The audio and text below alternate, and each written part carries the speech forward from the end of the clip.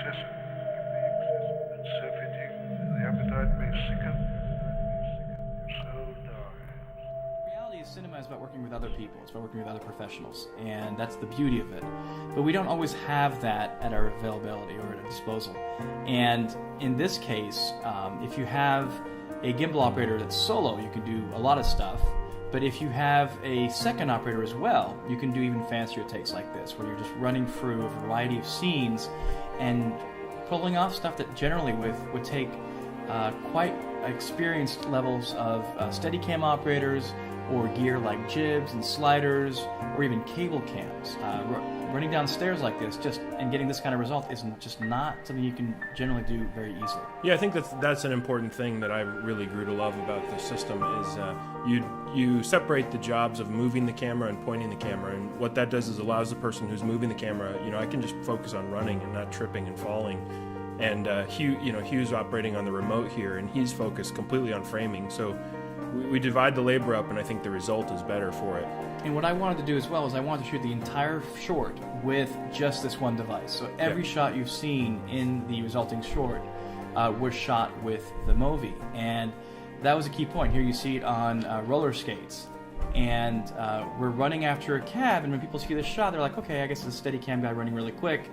And then the camera just places itself through the window, and one of the producers saw this said, well, where's the platform for the Steadicam guy to stand on to make this shot? How did you pull that off?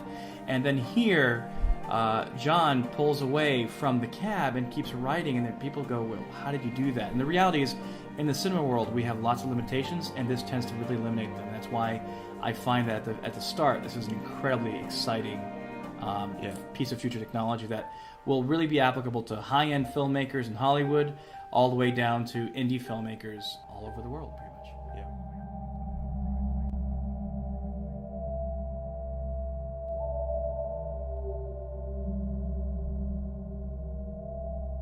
First things that I think any of us realize, whether we're shooting with an iPhone, a 5D Mark II, or just about any motion camera, is that it's actually really hard to stabilize, even when you're standing still, let alone when you're trying to do a pan or a tilt, let alone running or in a car. Yeah. And I think we've all dreamed of flying with our cameras and doing these incredible shots since we started in video. And some of you may know I shot with the 5D Mark II a few years ago, and I was very limited in the way I could move the camera. And this gimbal to me is kind of that bridge to allowing us to imagine a shot. Here we are on set and just discussing it, and within a relatively few minutes be able to execute it.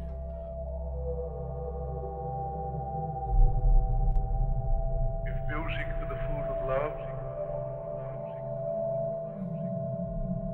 play on. Give me excessive.